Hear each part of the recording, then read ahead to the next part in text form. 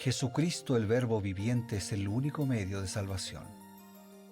Él es el centro del pensamiento de nuestra vida, la fuente y la autoridad de la doctrina. El principal propósito de la vida de Cristo fue la obediencia a los mandamientos, exaltando la ley de Dios como un reflejo de su carácter. El principal mensaje a ser predicado en el mundo, basado en Apocalipsis 14, está representado por 3 ángeles llevando el Evangelio eterno al mundo entero. Este mensaje se basa en los encantos inigualables de Cristo y declara que la hora del juicio ha llegado y llama a obedecer los mandamientos de Dios. Mediante su palabra, Dios ha comunicado a los hombres el conocimiento necesario para la salvación. Las Santas Escrituras deben ser aceptadas como dotadas de autoridad absoluta y como revelación infalible de su voluntad. Y aunque el canon de las Escrituras inspiradas está cerrado, el Espíritu Santo continúa iluminando, amonestando y confortando al pueblo de Dios a través del testimonio de Jesús, el Espíritu de profecía. El camino a la vida se traza a través de un camino angosto que debe ser recorrido con confianza en las promesas que Dios dejó a hombres y mujeres fieles que dedicaron sus vidas hasta la muerte por el Evangelio eterno. Los fundadores de la Iglesia soñaron con el día en que la revelación sería una realidad en sus vidas.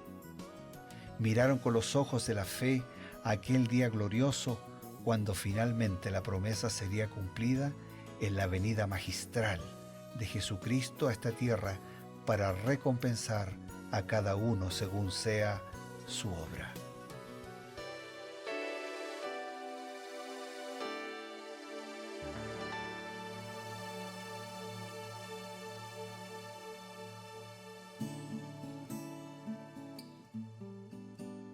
Como cada día, nos encontramos por medio de la señal de Nuevo Tiempo, la señal de esperanza, aquí en su programa Creed en sus profetas. Este es un programa dedicado a la reflexión basado en las Sagradas Escrituras y complementado y amplificado por los consejos inspirados que nos llegan a través del espíritu de profecía. Al momento de darles la bienvenida, lo hacemos con mucha alegría y nos predisponemos a presentar el mensaje de Dios juntamente con el pastor Bruno Razo.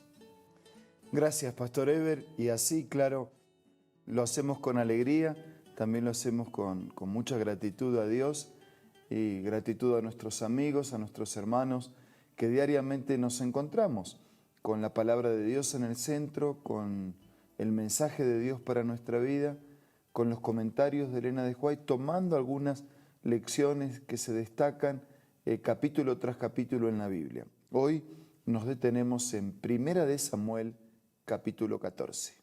Así es, pastor.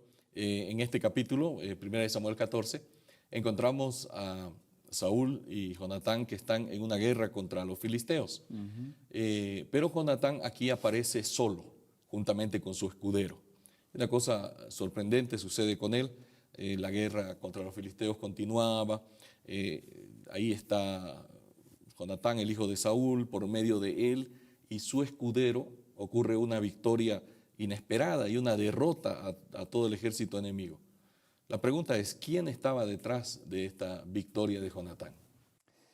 Buena introducción y también buena pregunta. Elena de White en Patriarcas y Profetas cuenta esto. Los ángeles del cielo escudaron a Jonatán y a su acompañante. Que sí que Jonatán, además de un escudero, tuvo muchos escuderos. Claro. Y pelearon a su lado, y los filisteos sucumbieron delante de ellos. La tierra tembló como si se aproximara una gran multitud de soldados a caballo y carros de guerra. Jonatán reconoció las muestras de ayuda divina, y hasta los filisteos comprendieron que Dios obraba por la liberación de Israel. Un gran temor se apoderó de la hueste enemiga, tanto en el campo de batalla como en la guarnición.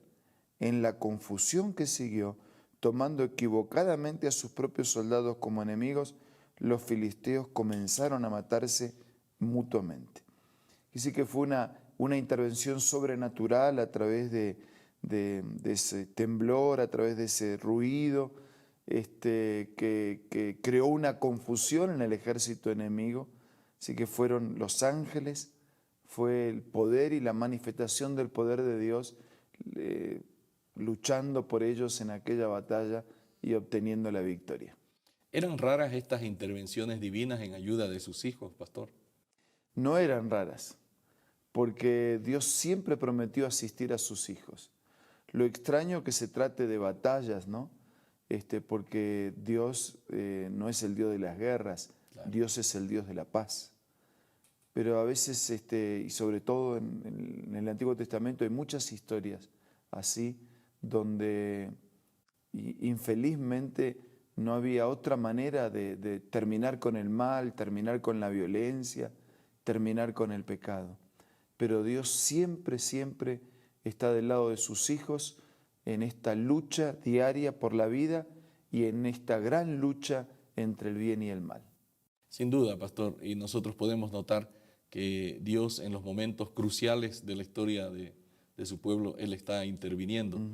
Y la intervención divina, como en este caso de Jonatán, fue crucial, definitiva, y produjo una victoria que obviamente 2 hombres, humanamente, imposible que puedan abatir a todo un ejército. No hay cómo. No hay cómo. Pero más de una vez ocurrió algo similar, ¿no? Una noche un ángel pudo contra 185.000 asirios que hacían un ejército profesional, ¿no? Claro. Dios siempre manifiesta su poder, su amor para liberar, para rescatar, para proteger a sus hijos. Sin duda, la historia continúa. Saúl había dado una orden un tanto ilógica. Había prohibido que sus soldados probasen bocado alguno antes de que él pudiera derrotar completamente a los filisteos. ¿Qué había sucedido? Esto generó cansancio, debilidad, una debilidad innecesaria en sus soldados. Jonatán no había escuchado la orden de su padre. Así que luego de esta victoria, él prueba un poco de miel. Sorprendentemente, irónicamente, ilógicamente y hasta irracionalmente, el orgullo de Saúl se impuso al amor de padre, quien debía haber manifestado obviamente por su hijo, y él dice: voy a cumplir la amenaza, no importa quién fuera, ¿no? Interesante, el pueblo se interpuso, impidió esta decisión irracional de Saúl y salvó la vida de Jonatán. ¿Cómo evalúa la inspiración este episodio? Bien, también en Patriarcas y Profetas podemos leer: la salvación de Jonatán constituyó un reproche severo para la temeridad del rey. Presintió que sus maldiciones recaerían sobre su propia cabeza. No prosiguió ya la guerra contra los filisteos, sino que regresó a su pueblo melancólico y descontento.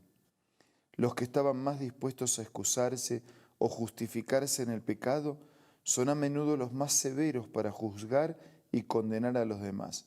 Muchos, como Saúl, atraen sobre ellos el desagrado de Dios, pero rechazan los consejos y menosprecian las reprensiones. Aun cuando estaban convencidos de que el Señor no está con ellos, se niegan a ver en sí mismos la causa de su dificultad. Albergan un espíritu orgulloso y jactancioso mientras se entregan a juzgar y reconvenir cruel y severamente a otros que son mejores que ellos. O sea, Saúl no era el que estaba en mejores condiciones de mantenerse firme, ¿no? O sea, en realidad más que firme fue temerario, porque ya su indicación estaba desacertada y él sabía que estaba desacertada. Y después, claro, con su orgullo y no dar el brazo a torcer, tuvo que mantener lo que había dicho. Cuando lo más noble y lo más grande es reconocer un error y volver atrás. Pero uno multiplica el error cuando a conciencia persiste en el error. Echa mano de su función, de su cargo, de su autoridad innecesariamente, claro, equivocadamente. Y por eso el pueblo le reaccionó como le reaccionó y se puso del lado de lo que era correcto. Sorprende mucho más, pastor, el hecho de que Jonatán era su propio hijo, que lo acompañaba en las batallas, y él sobrepuso su orgullo por haber mantenido su palabra al amor de padre que debería haber prevalecido. Y la inspiración es muy clara cuando dice que realmente este hombre estaba totalmente fuera de lugar, ¿no? Él no entendía que estaba equivocado, ¿no? Su mente, su mirada espiritual estaba obnubilada. Cuando uno no pone a Dios en el centro de la escena, del paisaje, de la vida, todas las demás piezas quedan desubicadas también. Y eso es lo que le pasó a Saúl, ¿no? Como Dios no estaba ocupando el centro de su vida, entonces tampoco iba a entender ni a atender al hijo. O sea, nada resulta lógico ni correcto cuando estamos incorrectos delante de Dios. La inspiración dice que justamente aquellos que están más equivocados son aquellos que rechazan justificar, perdonar y pasar por alto los errores de otros. Los que practican, los que están mal, son los más severos en acusar a otros. Y muchas veces reflejan en otros, en críticas, en acusaciones, en amenazas, en juicio, reflejan en otros su propio pecado. Eso realmente es algo para aprender, ¿no? Nosotros necesitamos aprender de esto, que Saúl atrajo muchas veces los problemas por causa de su orgullo.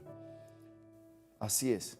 Amigos, nosotros estamos aprendiendo lecciones, como dice muchas veces el pastor Bruno, no es para criticar, sino para aprender, para ayudarnos a nosotros de estas lecciones del pasado.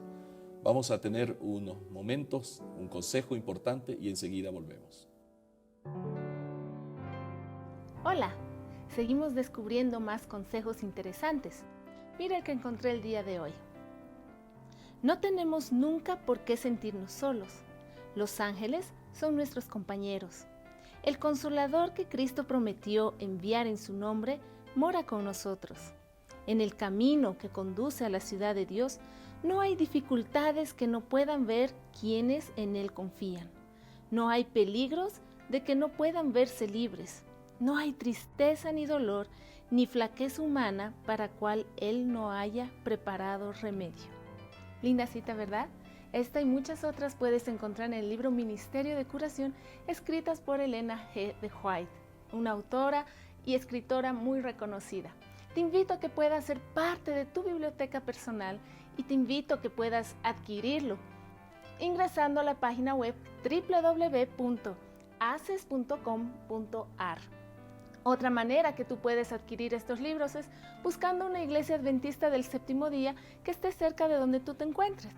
También puedes adquirirlo descargando las aplicaciones de App Store o de Play Store para tus dispositivos móviles.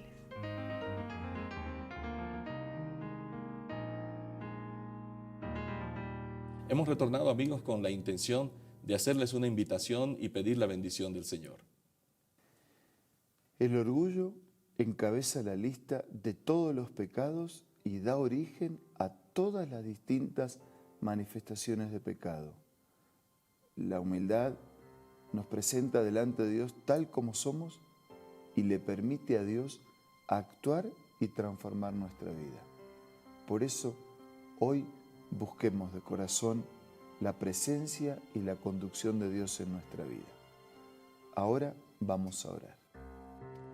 Señor, nos humillamos ante ti, arrepentidos por nuestros pecados, agradecidos por tu gracia y necesitados de victorias en nuestra vida. Bendícenos. Bendice a cada uno de nuestros amigos y hermanos y que grandes victorias puedan ser obtenidas hoy, que signifiquen no solo nuestra salvación, sino la salvación de todos los que nos rodean y de todos los que te buscan de corazón. Oramos agradecidos en el nombre de Jesús. Amén. Amén. Amigos, esto ha sido Creed en sus profetas. Nos encontramos el día de mañana.